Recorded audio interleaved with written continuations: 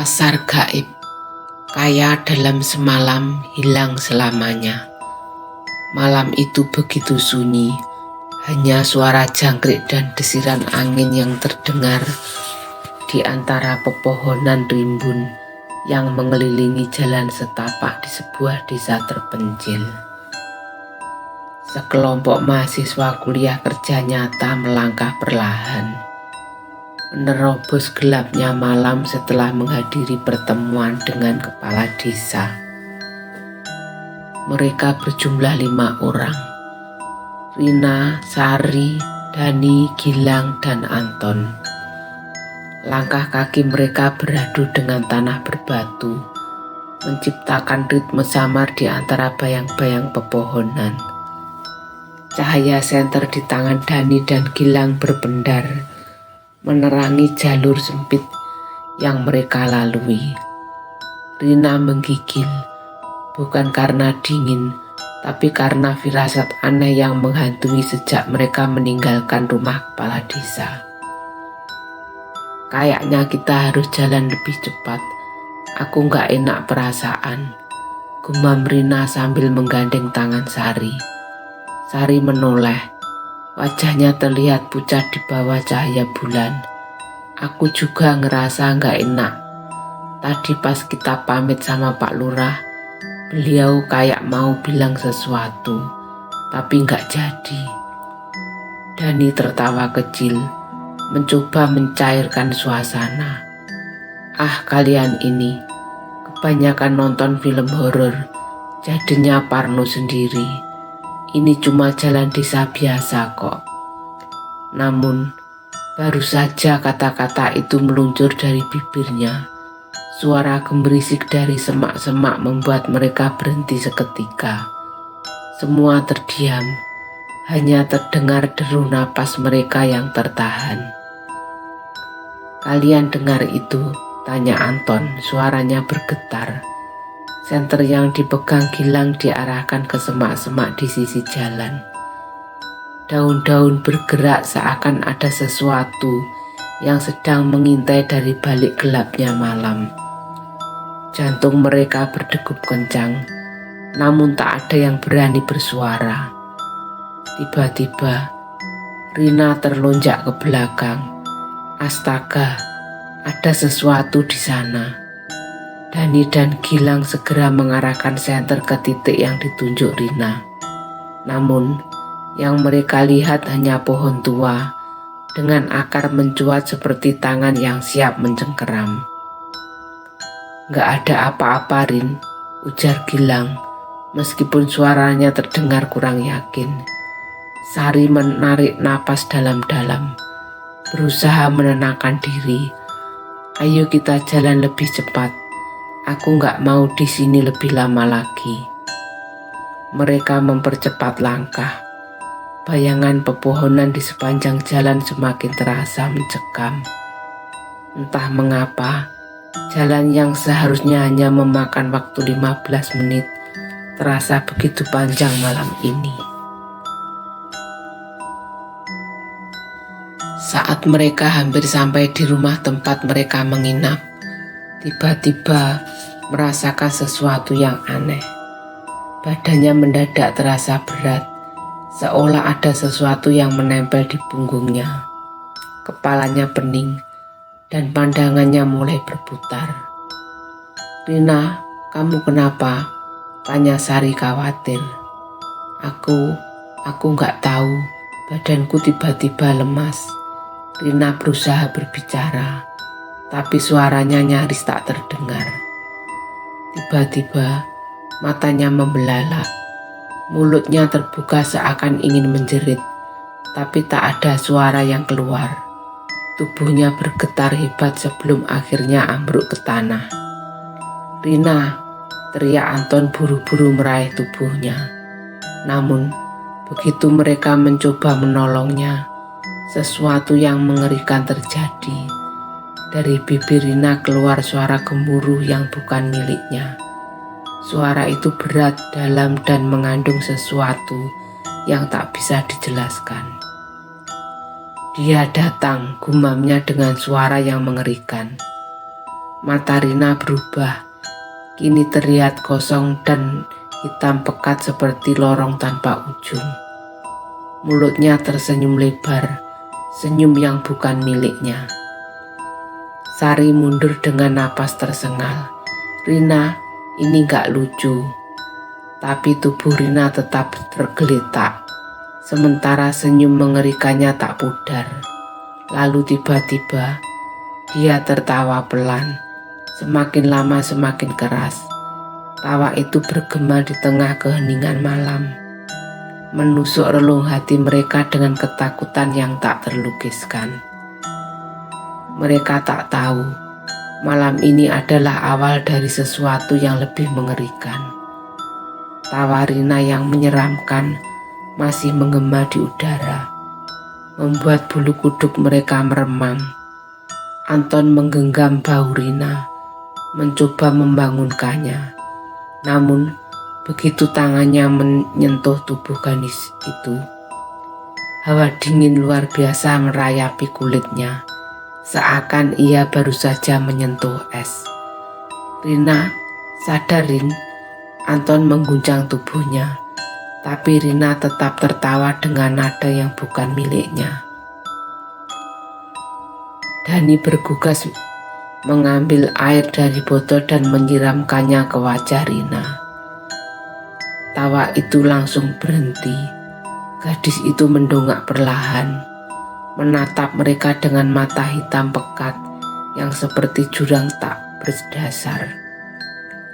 Kalian tidak seharusnya ada di sini, bisiknya dengan suara berlapis yang bukan miliknya. Sari mundur beberapa langkah, jantungnya berdegup tak karuan. Dani, Gilang, kita harus cari bantuan. Ini bukan Rina. Dani dan Gilang saling pandang, ragu-ragu, tapi mereka tahu Sari benar. Ini bukan sekadar pingsan atau kerasukan biasa. Ada sesuatu yang jauh lebih besar, lebih mengerikan. Tiba-tiba, lampu di rumah yang mereka tinggali berkedip-kedip seiring dengan suara gemerisik yang semakin jelas terdengar dari luar. Seperti langkah-langkah kaki atau sesuatu yang lebih buruk. Kita harus masuk ke dalam sekarang, teriak Gilang. Anton buru-buru memapa Rina yang kini tampak lebih lemah. Meski matanya masih menyimpan kegelapan yang tidak bisa dijelaskan. Mereka berlari masuk ke dalam rumah dan segera mengunci pintu. Kita harus hubungi Pak Lurah, kata Sari panik. Namun, sebelum mereka sempat mengambil ponsel, suara ketukan pelan terdengar dari jendela. Ketukan itu berulang, semakin lama semakin keras. Tok, tok, tok. Mereka semua menatap ke arah jendela dengan napas tertahan. Dani menggenggam senter dengan erat, tangannya berkeringat. Siapa di luar? Serunya. Tak ada jawaban, hanya ketukan yang terus berlanjut. Kini bergema ke seluruh sisi rumah, seakan sesuatu atau seseorang mengelilingi mereka. Anton menelan ludah, memandang Rina yang kini gemetar di sudut ruangan. Bibirnya bergerak pelan, seperti berusaha mengatakan sesuatu. Pasar gaib, bisiknya hampir tak terdengar. Seketika lampu mati total, dan kegelapan menelan mereka semua. Kegelapan total menyelimuti rumah. Tidak ada suara selain napas mereka yang terengah-engah dan degup jantung yang berpacu cepat. Sesekali, suara ketukan masih terdengar, namun kini lebih halus, seolah sesuatu tengah mengintai mereka dari balik jendela. Sari menggenggam erat tangan Anton. Apa yang barusan Rina katakan? Pasar gaib, maksudnya apa? Gilang menyalakan senter, menyorot wajah Rina yang masih gemetar di sudut ruangan. Perlahan, dia mengangkat kepalanya dan dengan suara yang hampir tak terdengar, ia berbisik, "Aku melihatnya, pasar itu, tempat mereka berkumpul." "Siapa mereka?" Dani bertanya dengan nada panik. Rina menatap Dani dengan mata kosong. "Mereka yang tak terlihat, mereka yang menunggu, mereka yang menuntut." Seketika, suara ketukan di jendela berubah menjadi dentuman keras, mengguncang seluruh rumah. Pintu depan bergetar seolah ada sesuatu yang memaksa masuk. "Kita harus keluar dari sini," teriak Anton. Namun, sebelum mereka sempat bergerak, tiba-tiba sebuah suara terdengar dari dalam rumah, dari ruang belakang. Suara tawa kecil, lirih namun menusuk hingga ke tulang. "Kalian sudah dipilih." Sari menjerit dan mundur ke dinding, sementara Dani berusaha mencari sesuatu untuk dijadikan senjata. Gilang mengarahkan senternya ke ruang belakang, tapi yang terlihat hanya koridor panjang yang gelap. "Siapa itu?" Gilang berteriak. Tawa itu semakin nyaring, diikuti suara langkah yang mendekat. Perlahan bayangan hitam merayap keluar dari kegelapan. Rina tiba-tiba meraih tangan Anton dengan cengkeraman kuat. "Jangan lihat matanya," bisiknya dengan ketakutan yang nyata. Namun sudah terlambat. Dani yang berdiri paling depan menatap makhluk itu tanpa sadar. Seketika tubuhnya membeku, matanya membelalak, dan dari bibirnya keluar gumaman tak beraturan. Wajahnya memucat, tubuhnya gemetar hebat.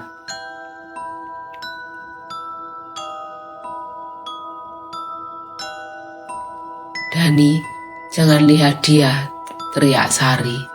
Namun, Dani tak merespon. Tubuhnya bergetar, dan tiba-tiba dalam satu gerakan cepat kepalanya terangkat ke atas dengan sudut yang mustahil. Suara retakan tulang terdengar jelas di ruangan. Anton menarik Sari dan Rina ke belakang. "Kita harus keluar sekarang." Gilang menggapai pegangan pintu, mencoba membukanya. Namun pintu itu seolah terkunci oleh sesuatu yang tak terlihat. Di luar suara gemerisik semakin keras, seakan puluhan makhluk tengah bergerak mendekati mereka. Rina mulai menangis. "Ini salah kita. Kita tidak seharusnya berjalan melewati jalan itu tadi malam." Tiba-tiba, Dani jatuh ke lantai dengan suara gedebuk keras. Tubuhnya diam, wajahnya pucat dan matanya masih terbuka. Namun, saat Anton mencoba meraihnya, mata Dani bergerak cepat dan mengunci pandangan mereka. Dani tersenyum. "Kita sudah masuk ke dalamnya.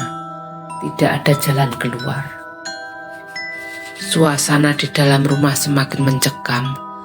Kegelapan yang menyelimuti seakan menyerap semua keberanian mereka. Dani masih tergeletak di lantai. Matanya terbuka lebar dengan senyum mengerikan yang tak kunjung hilang. Anton menelan ludah, mencoba berpikir jernih meski pikirannya dipenuhi rasa takut yang tak terbendung. "Kita nggak bisa diam di sini," Gilang berbisik dengan suara serak. "Kita harus cari jalan keluar sebelum sesuatu yang lebih buruk terjadi."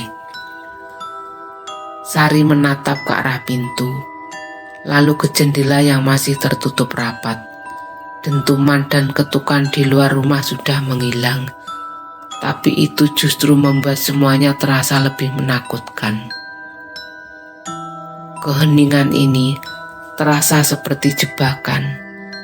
Rina yang sedari tadi masih gemetar di sudut ruangan, tiba-tiba mulai berbisik lagi. Matanya kosong, wajahnya pasi, dan suaranya seperti berasal dari tempat lain. Gerbang sudah dibuka, Mereka menunggu. Gerbang apa, Rin? Tanya Anton dengan nada putus asa. Rina hanya menatapnya dengan tatapan kosong, lalu mengangkat tangannya perlahan. Jarinya menunjuk ke arah belakang rumah. Di sana, Gilang dan Anton saling pandang. Mereka tahu bahwa di bagian belakang rumah ada sebuah pekarangan kecil yang langsung berbatasan dengan hutan. Apakah Rina mengacu pada sesuatu yang ada di sana? Sari menarik napas dalam-dalam. Aku nggak mau ke sana, bisiknya sambil menggeleng.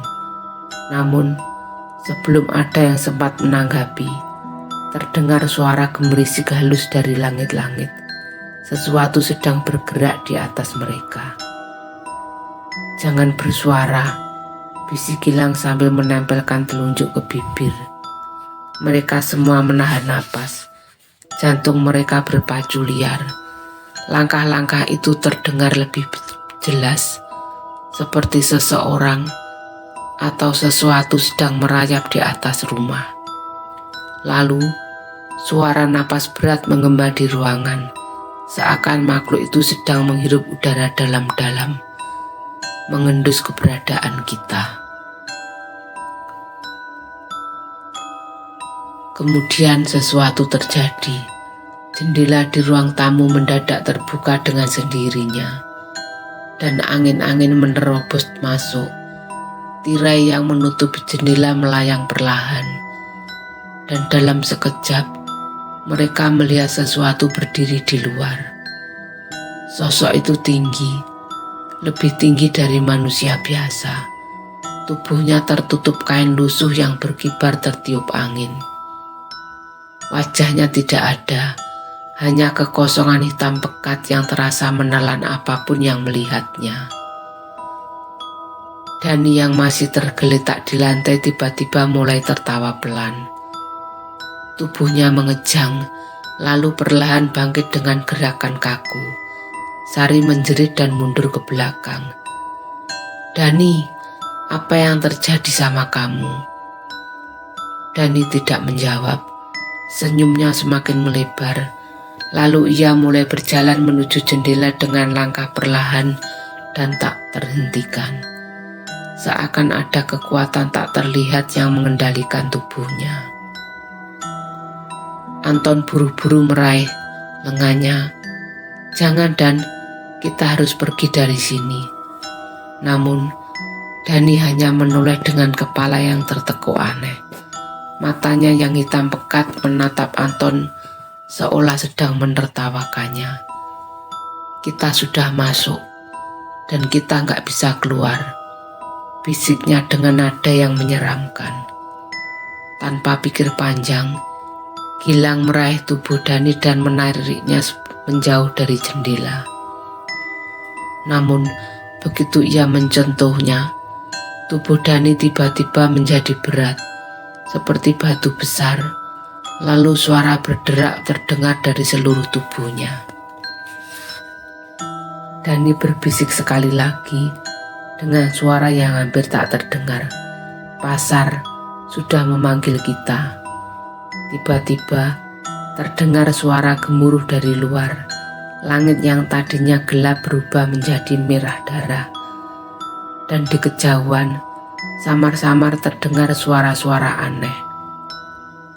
Bukan suara binatang, bukan suara manusia. Suara sesuatu yang lebih tua, lebih kuno, lebih mengerikan dari apapun yang pernah mereka dengar. Rina mulai menangis histeris. Kita nggak boleh ke sana, kita nggak boleh ikut mereka. Anton menggenggam bahu Rina erat-erat. Siapa Rin? Siapa mereka? Namun, sebelum Rina bisa menjawab, pintu belakang rumah terbuka dengan sendirinya, memperlihatkan jalan setapak yang tak seharusnya ada di sana. Lalu, jalan itu bersinar redup, berkelok menuju hutan yang kini tampak berbeda. Pepohonannya tinggi menjulang, lebih besar dari sebelumnya, seakan-akan mereka maju saja memasuki dimensi lain. Dan di ujung jalan itu, samar-samar mereka bisa melihatnya. Sebuah pasar. Lampu-lampu merah menggantung di antara bangunan-bangunan kayu tua yang dipenuhi kabut tipis. Bayangan-bayangan melayang di antara kios-kios, bergerak tanpa suara, seolah menunggu sesuatu atau seseorang. Gilang menggenggam lengan Anton erat-erat. Itu yang Rina lihat tadi, pasar gaib. Sari menutup mulutnya menahan isak. Kita nggak boleh ke sana, tapi kenapa rasanya seperti kita dipanggil? Langkah kaki terdengar dari dalam rumah, dan saat mereka menoleh ke belakang, Dani sudah berdiri tegak, matanya kosong, senyumnya semakin lebar, dan dengan suara yang datar ia berbisik, "Kita harus pergi." Mereka menunggu.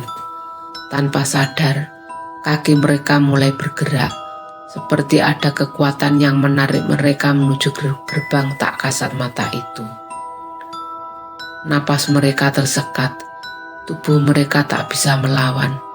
Satu persatu, mereka melangkah melewati pintu belakang, menuju jalan setapak menuju pasar yang tak seharusnya ada. Sebuah pasar yang tidak pernah mengizinkan pengunjungnya pergi.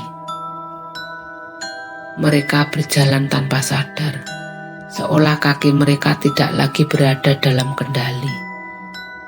Angin dingin berhembus dari arah pasar gaib, membawa aroma dupa, anyir darah, dan sesuatu yang lebih busuk, sesuatu yang bukan berasal dari dunia mereka. Lampu-lampu merah yang menggantung di sepanjang jalan setapak semakin terang. Setiap langkah yang mereka ambil terasa semakin jauh dari kenyataan. Pohon-pohon di sekitar mulai berubah bentuk. Batangnya meliuk seperti tulang yang berputar. Dan dedaunan berbisik seolah menyampaikan rahasia yang seharusnya tidak mereka dengar. "Berhenti!" Suara Sari bergetar, tangannya menggenggam lengan Anton erat. "Kita nggak boleh terusin ini." Namun, Dani justru melangkah lebih cepat. Senyumnya semakin lebar. "Kita sudah diundang, kita harus masuk." Rina menangis tanpa suara. Tubuhnya semakin lemas. Gilang mencoba menariknya, tetapi kekuatan tak kasat mata mendorong mereka maju. Tak ada yang bisa mundur sekarang. Mereka akhirnya mencapai gerbang pasar. Gerbang itu tinggi, terbuat dari kayu tua yang dihiasi ukiran aneh yang tampak bergerak ketika mereka melihatnya. Dua lentera besar tergantung di sisi kiri dan kanan. Masing-masing dijaga oleh sosok hitam berjubah panjang. Wajah mereka tertutup, tetapi mereka bisa merasakan tatapan tajam menusuk ke dalam jiwa mereka. "Selamat datang." Suara berat dan dalam terdengar dari salah satu penjaga. "Sudah lama kami menunggu kalian." Anton menelan ludah. Siapa kalian?" Penjaga itu tidak menjawab. Sebagai gantinya, ia mengangkat tangannya yang kurus dan panjang. Telunjuknya mengarah ke arah pasar. Dan itulah saat semuanya berubah. Pasar gaib, dunia lain yang berdenyut hidup. Begitu mereka melangkah melewati gerbang, suara hingar-bingar langsung menyergap mereka. Pasar itu hidup, tapi tidak seperti pasar yang mereka kenal. Lapak-lapak kayu berjajar sepanjang jalan setapak yang kini berubah menjadi tanah berwarna hitam pekat. Para pedagang dengan wajah yang samar dan terkadang tak memiliki mata, menjajakan dagangan yang tak masuk akal. Daging berwarna keunguan yang masih bergerak, botol-botol berisi bayangan yang meronta, serta koin-koin berkilau yang tampak menjerat siapa saja yang melihatnya terlalu lama. "Jangan menyentuh apapun," bisik Rina ketakutan. Namun, Dani justru mendekat ke salah satu lapak, di mana seorang pedagang bertubuh setengah manusia dan setengah bayangan menawarkan sebuah kantong kecil berisi emas. "Ambil satu, dan keberuntungan akan menyertaimu," katanya dengan suara berlapis, seolah berasal dari banyak mulut sekaligus. Dani mengulurkan tangan, tapi Anton menariknya mundur. "Kau gila, kita harus keluar dari sini." "Tapi lihat ini," Dani menunjuk ke kantong emas yang berkilauan. "Satu koin ini bisa mengubah hidup kita." Sari menggeleng panik. "Kita nggak tahu harga yang harus kita bayar." Pedagang itu tersenyum, dan dari dalam bayangannya, mata kuning menyala menatap mereka. "Setiap keberuntungan memiliki harga. Begitu juga setiap pilihan yang kalian buat." Tiba-tiba, suara gong besar bergema di seluruh pasar. Semua aktivitas berhenti. Para pedagang dan pengunjung yang sebelumnya bergerak tanpa suara, kini menoleh ke satu arah. Dari tengah pasar, sebuah gerobak hitam meluncur perlahan, ditarik oleh makhluk tanpa kepala. Di atasnya duduk seseorang yang tampaknya adalah pemimpin pasar. Sosok itu mengenakan jubah merah tua, dan di bawah tudungnya, matanya bersinar dengan warna keemasan yang menghipnotis. "Kalian telah melangkah masuk." Suaranya terdengar di dalam kepala mereka, bukan melalui telinga. "Dan sekarang waktunya memilih." Seketika tubuh mereka terasa kaku. Bayangan dari seluruh sudut pasar bergerak mendekat, mengelilingi mereka. Jantung mereka berdebar, napas mereka tercekat. Mereka sadar mereka telah masuk terlalu dalam. Dan mereka tidak tahu apakah mereka bisa keluar. Mereka berdiri membeku, terperangkap dalam kengerian yang tak terlukiskan. Suara gemuruh dari gerobak hitam masih menggema di telinga mereka, seolah setiap dentuman roda kayu yang berputar membawa mereka lebih jauh ke dalam kegelapan. Sosok berjubah merah di atas gerobak perlahan bangkit. Wajahnya tak terlihat di balik tudung, hanya matanya yang bersinar keemasan. Matanya menetap dengan penuh arti. "Kalian telah tiba di tempat di mana semua keinginan dapat terkabul." Suaranya bergaung di kepala mereka, menggema dalam pikiran seolah berasal dari lubuk hati mereka sendiri. Tapi di sini, setiap permintaan memiliki harga.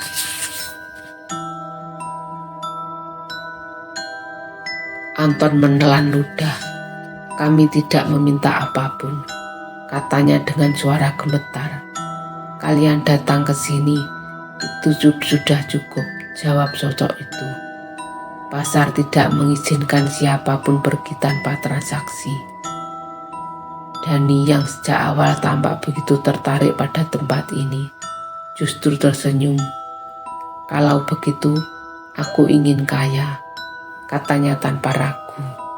Sari menoleh padanya dengan tatapan ketakutan.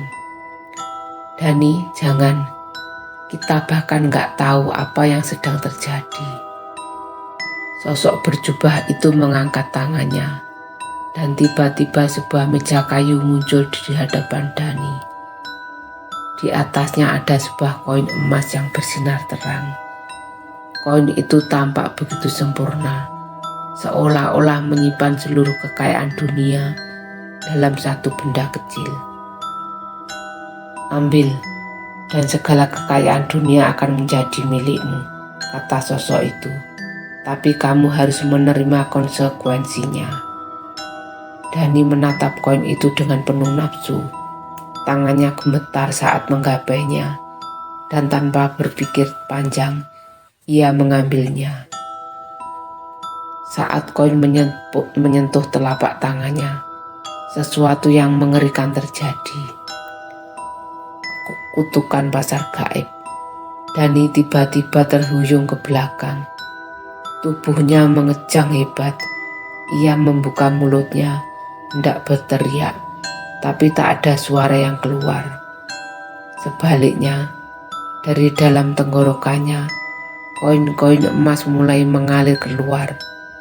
Puluhan, ratusan, bahkan ribuan keping emas jatuh dari mulutnya, berjatuhan ke lantai dengan suara gemerincing yang menggema di seluruh pasar.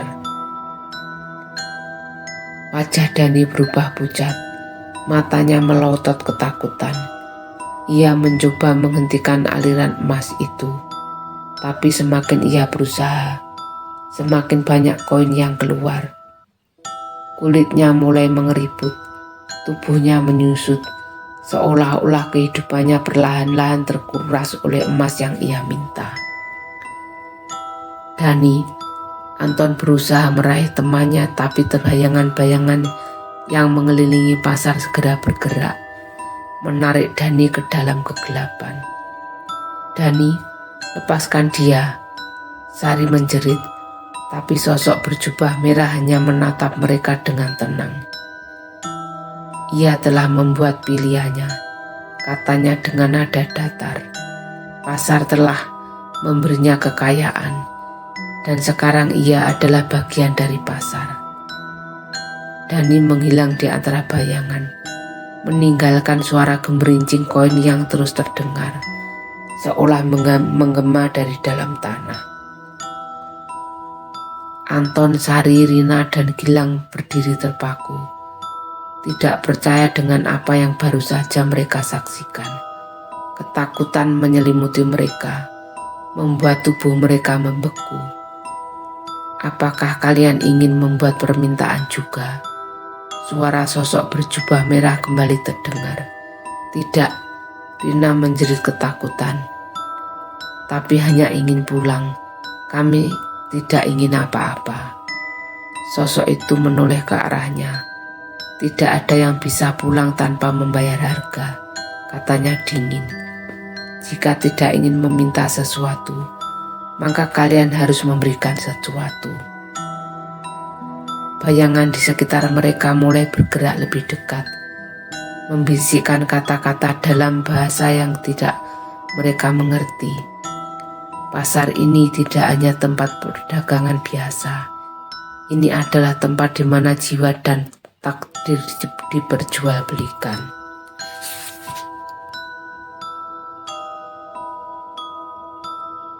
Anton menarik napas dalam-dalam. Lalu, apa yang harus kami berikan agar bisa pergi dari sini? Sosok berjubah itu terdiam sejenak, lalu mengangkat tangannya. Dari dalam kegelapan, muncul sesosok bayangan berukuran besar. Tubuhnya mirip manusia, tapi dengan wajah yang tidak memiliki mata, hidung, dan mulut. Hanya permukaan kulit hitam pekat yang rata. Salah satu dari kalian harus tetap tinggal di sini, katanya. Hanya dengan begitu, yang lain bisa kembali. Gilang menggeleng panik. Tidak mungkin. Rina mulai nangis histeris. Sementara Sari bisa terdiam dengan wajah pusat pasi. Mereka harus memilih. Salah satu dari mereka harus tertinggal di pasar gaib. Keheningan menyelimuti mereka. Bayangan besar tanpa wajah itu berdiri tegak. Tubuhnya tampak berdenyut seolah-olah memiliki kehidupan sendiri. Pasar gaib kini terasa lebih menekan, lebih gelap, dan udara seakan-akan dipenuhi bisikan yang menggelitik telinga mereka. Sosok berjubah merah melangkah maju. Matanya yang berkilau keemasan menusuk langsung ke dalam jiwa mereka. Waktumu tidak banyak, katanya dingin. Salah satu dari kalian harus tetap di sini. Jika tidak, kalian semua akan menjadi bagian dari pasar. Anton mengepalkan tangannya, tubuhnya gemetar. Kita tidak bisa memilih siapa yang harus tinggal. Bukan kita yang memilih, Lina berteriak histeris. Kita bahkan tidak seharusnya ada di sini. Tapi pasar gaib tidak peduli. Kegelapan mulai merayap mendekat, semakin dekat dan semakin pekat, seolah siap menelan mereka hidup-hidup. Bayangan yang menuntut. Gilang melangkah mundur, napasnya memburu. Ia merasa sesuatu bergerak di balik punggungnya. Bayangan panjang menjulur, siap menyentuhnya. Tidak, Gilang menjerit. Namun saat ia hendak berlari, kaki bayangan itu mencengkeram tubuhnya. Seketika itu juga, rasa dingin yang luar biasa menjalar dari ujung jari kakinya hingga ke kepalanya. Tubuhnya terasa kaku, seakan ada sesuatu yang merasuki dirinya. Sari melihat itu dan berusaha menariknya. Gilang, tahan, aku akan menarikmu keluar. Tapi bayangan itu semakin kuat. Gilang menoleh dengan wajah ketakutan. Air matanya mengalir. Pergi, jangan lihat ke belakang. Aku rasa aku yang harus menggantikan Dani. Tidak, Rina menangis histeris. Jangan bicara seperti itu. Namun, semakin mereka berusaha menariknya, semakin kuat bayangan itu menghisapnya. Gilang menatap mereka dengan mata yang mulai memudar. Warnanya matanya perlahan menghilang, hanya menyisakan kegelapan di dalamnya. Kalian harus keluar sekarang. Kalau tidak, tubuh Gilang tiba-tiba ditarik masuk ke dalam bayangan dengan cepat. Seketika itu juga, lantai di bawahnya bergetar, seolah sedang menelan sesuatu. Tak ada jeritan, tak ada suara perlawanan, hanya kesunyian yang mencekam. Gilang telah menjadi bagian dari pasar. Jalan keluar yang tak terduga. Anton menatap kosong ke tempat Gilang berada. Tubuhnya gemetar, tangannya mengepal erat hingga buku-buku jarinya memutih. Sari menggenggam tangannya erat, matanya masih berkaca-kaca. Kita harus keluar dari sini sekarang juga. Sosok berjubah merah itu mengangguk. Pengorbanan telah dilakukan. Pasar mengizinkan kalian pergi. Seketika, pasar mulai berubah. Cahaya-cahaya merah yang menerangi langit berangsur meredup. Suara bisikan yang sebelumnya memenuhi udara kini mulai memudar. Tanah hitam di bawah kaki mereka perlahan berubah menjadi jalan setapak berbatu yang terasa nyata. Sari menoleh ke belakang, berharap melihat sosok Gilang, berharap semuanya hanyalah mimpi buruk. Namun, yang ada hanyalah kehampaan. Pasar telah mengambil kurbannya. Pergilah, suara sosok berjubah merah kembali terdengar. Sebelum pasar berubah pikiran. Anton meraih tangan Sari dan Rina, menarik mereka berlari melewati gerbang yang kini mulai memudar. Jantung mereka berdegup kencang. Tubuh mereka terasa ringan saat mereka menembus kabut yang menyelimuti pintu keluar. Dan kemudian gelap. Anton, Sari, dan Rina terjatuh keras di atas tanah yang basah. Udara malam menusuk kulit mereka, membawa aroma hutan yang lembab dan busuk. Mereka terengah-engah. Tubuh mereka masih bergetar akibat pengalaman mengerikan yang baru saja mereka alami. Anton membuka matanya perlahan. Mereka tidak lagi berada di dalam pasar gaib. Sekitar mereka hanya ada hutan yang sunyi, dengan pohon-pohon tinggi yang menjulang gelap. Tidak ada tanda-tanda pasar, tidak ada suara bisikan, dan tidak ada Gilang. "Kita sudah keluar?" tanya Sari, suaranya bergetar. Rina menangis pelan. "Gilang, dia benar-benar hilang."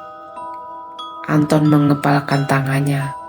"Aku tidak tahu, tapi kita harus pergi dari sini sebelum sesuatu yang lain terjadi."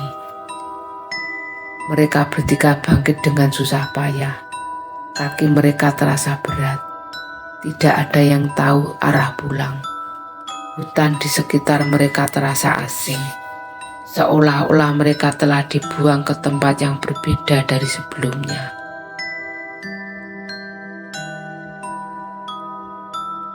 Jejak yang terhapus. Saat mereka mulai berjalan, mereka menyadari sesuatu yang aneh. Tanah di bawah kaki mereka berlumpur, tetapi tidak ada jejak kaki mereka di sana. Setiap langkah yang mereka ambil, lumpur itu perlahan menutup kembali jejak mereka, seolah-olah menelan keberadaan mereka sedikit demi sedikit. "Ini tidak masuk akal," bisik Anton. Sari memegang lengan Anton erat-erat.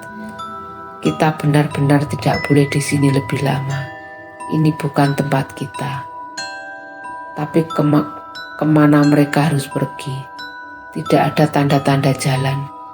Tidak ada suara apapun selain gemerisik dedaunan yang ditiup angin malam. Lalu suara itu kembali, gemertak kayu. Anton menghentikan langkahnya. Jantungnya mencelos. Gemertak itu semakin dekat, seperti suara roda gerobak tua yang berderit pelan di atas tanah. "Tidak," bisik Rina. Kita sudah keluar." Tapi gerobak itu muncul. Perlahan dari dalam kegelapan, roda kayunya bergemeretak di atas tanah yang seharusnya tak berpijak. Sosok berjubah merah masih duduk di atasnya. Matanya yang berkilauan menatap mereka tanpa ekspresi. "Tidak ada yang bisa pergi sepenuhnya dari pasar gaib," katanya. Anton berdiri kaku, sementara Sari dan Rina gemetar di sisinya. "Kami sudah membayar harganya. Kami sudah kehilangan Gilang." Sosok berjubah merah tersenyum samar. "Pasar memang membiarkan kalian pergi, tapi bukan dunia yang kalian tinggalkan, yang menerima kalian kembali." Anton menyipitkan matanya. "Apa maksudmu?" Sosok itu mengangkat tangannya. Seketika, kabut hitam menyelimuti mereka bertiga. Dunia yang berbeda.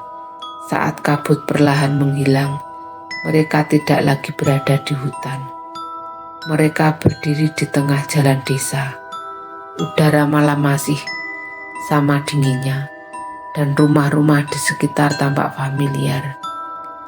Tapi ada sesuatu yang berbeda. Tidak ada suara jangkrik. Tidak ada lampu yang menyala dari rumah-rumah penduduk. Tidak ada satupun tanda kehidupan.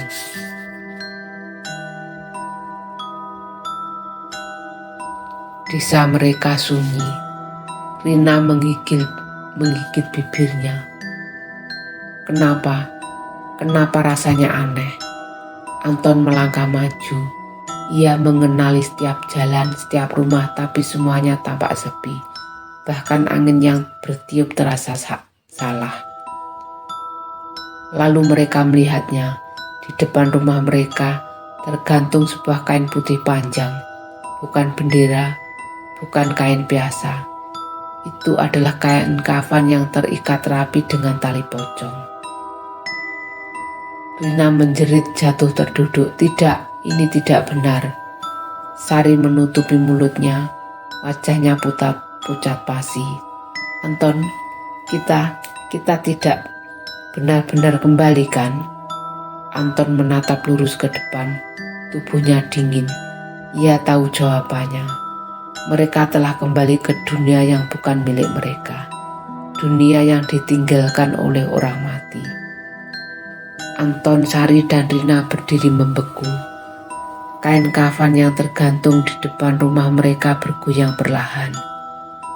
Seolah-olah tertiup angin yang tak terasa. Hawa dingin yang aneh menyelimuti desa, membuat bulu kuduk mereka meremang. Ini bukan desa kita, bisik Sari, auranya gemetar. Anton menelan ludah. Ia ingin menyangkal, tapi semua yang ia hilat dan rasakan terlalu nyata. Jalanan yang biasanya ramai kini kosong. Udara terasa lebih berat, lebih hampa, seperti dunia ini sudah lama ditinggalkan. Lihat itu, Rina menunjuk ke jalanan yang menuju ke arah pusat desa. Ada sesuatu yang bergerak, perlahan, bayangan, para penghuni yang tertinggal.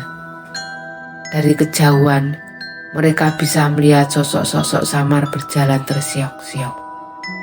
Gerakan mereka lambat, seperti orang yang sedang tidur sambil berjalan. Beberapa di antaranya mengenakan pakaian compang-camping, sementara yang lain seperti hanya berupa siluet tanpa wajah. Mereka siapa? Bisik Sari, menggenggam erat lengan Anton. Anton menggeleng. Kita harus pergi dari sini. Kita harus mencari tahu apa yang sebenarnya terjadi. Namun sebelum mereka bisa melangkah, salah satu sosok itu tiba-tiba berhenti. Kepalanya berputar dengan gerakan yang tidak wajar. Lehernya berderak dan mata kosongnya menatap langsung ke arah mereka. Mereka melihat kita, bisik Rina, napasnya memburu. Sosok itu mengeluarkan suara aneh, seperti dengungan rendah yang semakin lama semakin keras. Seolah-olah itu adalah peringatan bagi yang lain.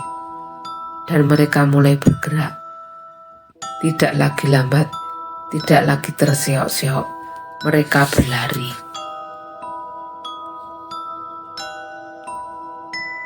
Melarikan diri dari yang tak terlihat. Lari, teriak Anton. Menarik Sari dan Rina berbalik. Mereka berlari sekuat tenaga menyusuri jalanan desa yang gelap. Napas mereka tersengal. Jantung mereka berdegup kencang. Tapi suara langkah-langkah di belakang mereka semakin mendekat. Anton menoleh dan melihat sesuatu yang membuat darahnya membeku. Sosok-sosok itu semakin dekat. Tapi bayangan mereka tidak mengikuti aturan dunia nyata. Beberapa dari mereka melayang di atas tanah. Yang lain bergerak dengan cara aneh. Lengan mereka terlalu panjang. Kaki mereka tidak menyentuh tanah. Mereka bukan manusia. Mereka bukan makhluk hidup. Mereka adalah bagian dari dunia yang salah. Sari tersandung dan jatuh ke tanah. Tolong, Anton segera membantunya berdiri. Tetapi salah satu sosok itu hampir mencapainya. Tangannya yang kurus dan menghitam terjulur ke depan. Kuku-kuku panjangnya hampir mencengkeram bahu Sari. Rina menjerit dan meraih Sari dengan tenaga yang tersisa. Jangan berhenti, mereka terus berlari. Hingga akhirnya mereka melihat sesuatu di ujung jalan. Sebuah rumah, bukan rumah mereka, tetapi tampak lebih nyata daripada yang lain, dan pintunya terbuka. Pintu keharapan atau maut. Tanpa berpikir panjang, mereka menerobos masuk ke dalam rumah itu. Anton menutup pintu dengan keras dan menguncinya. Napas mereka tersengal, tubuh mereka gemetar ketakutan. Dari luar, suara langkah-langkah itu masih terdengar. Sosok-sosok itu berhenti di depan rumah. Mereka tidak masuk, tidak mencoba menerobos. Mereka hanya berdiri di sana, Diam, mengawasi. Sari menempelkan telinganya ke pintu. Mereka tidak pergi. Anton mengangguk. Kita aman di dalam sini, setidaknya untuk sekarang. Rina mengedarkan pandangannya ke dalam rumah. Berbeda dengan rumah-rumah lain di luar, rumah ini tampak lebih nyata. Ada perabotan, ada cahaya redup dari lampu minyak di sudut ruangan. Dan di tengah ruangan itu, duduk seorang wanita tua. Dia tersenyum. Akhirnya kalian datang. Aku sudah menunggu. Anton, Sari, dan Rina menatapnya dengan ngeri. Wanita itu tahu mereka akan datang. Seolah-olah semua itu sudah direncanakan sejak awal. Anton, Sari, dan Rina menatapnya dengan ngeri. Wanita itu tahu mereka akan datang. Seolah-olah semua ini sudah direncanakan sejak awal. Anton, Sari, dan Rina berdiri membeku di ambang pintu. Wanita tua itu tersenyum samar. Matanya menyiratkan sesuatu yang sulit diartikan. Bukan ancaman, tetapi juga bukan ketenangan. Duduklah, katanya dengan suara parau. Aku tahu pertanyaan yang berputar di kepalamu. Aku bisa menjawabnya. Anton menatap teman-temannya. Mereka sama ketakutan dengan dirinya. Tapi di luar, sosok-sosok itu masih menunggu. Berdiri tanpa bergerak, hanya menatap rumah ini dengan kosong. Tak ada pilihan lain. Mereka perlahan melangkah ke dalam dan duduk di kursi kayu yang berderit. Ruangan itu dipenuhi dengan aroma dupa dan bunga melati yang anehnya tidak menenangkan. Siapa Anda? Tanya Sari dengan suara bergetar. Wanita tua itu ikut tersenyum. Aku hanyalah seseorang yang pernah melakukan kesalahan, sama seperti kalian. Harga yang tak terbayar. Anton mengernyit. Apa maksud Anda? Kami tidak melakukan apa-apa. Kami hanya ingin keluar dari pasar gaib. Wanita itu menggeleng. Tak ada yang bisa keluar begitu saja dari pasar gaib tanpa membayar harga yang setimpal. Kalian mungkin berpikir telah kehilangan Gilang sebagai bayarannya. Tapi tidak. Pasar masih menagih kalian. Rina menelan ludah. Jadi apa yang harus kami lakukan? Wanita itu menatap mereka satu persatu. Ada dua pilihan. Kalian bisa tetap di sini, hidup dalam dunia ini menjadi bagian darinya. Atau kalian bisa kembali. Bagaimana cara kembali? Desak Anton. Wanita itu mengambil sebuah mangkok tanah liat yang dipenuhi cairan hitam pekat dan meletakkannya di meja. Minumlah ini dan kalian akan dikembalikan. Tapi salah satu dari kalian harus menggantikan Gilang. Pasar harus menerima bayaran penuh. Darah Anton berdesir. Mereka saling berpandangan. Tidak ada yang berani mengucapkan sepatah kata pun. Kalau begitu, kita semua tinggal di sini saja, bisik Sari. Air mata mengenang di matanya. Itu lebih buruk, wanita tua itu memperingatkan. Di sini kalian akan perlahan menghilang. Dunia ini akan melupakan kalian. Dan jiwa kalian akan menjadi bagian dari bayangan di luar sana. Rina menutup wajahnya menangis. Tidak, aku tidak bisa memilih. Anton mengepalkan tinjunya. Aku akan melakukannya. Aku akan menggantikan Gilang. Sari dan Rina menoleh padanya dengan ngeri. Anton, tidak.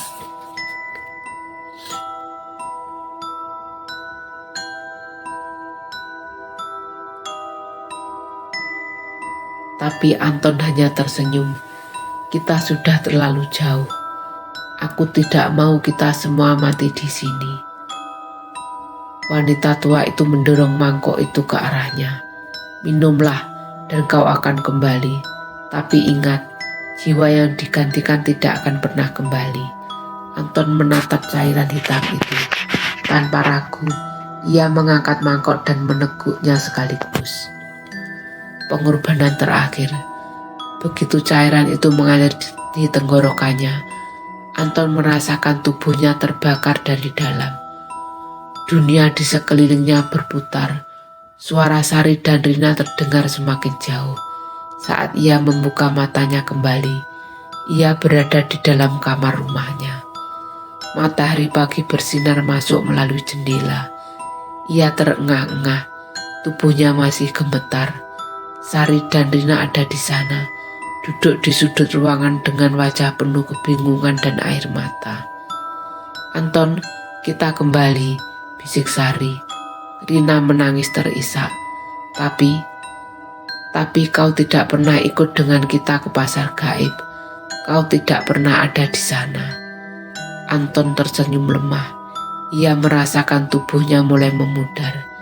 Ia tahu apa yang terjadi. Baginya, dunia ini bukan lagi tempatnya. Saat ia menutup matanya, ia mendengar bisikan terakhir dari pasar gaib. Harga telah dibayar, dan Anton pun lenyap.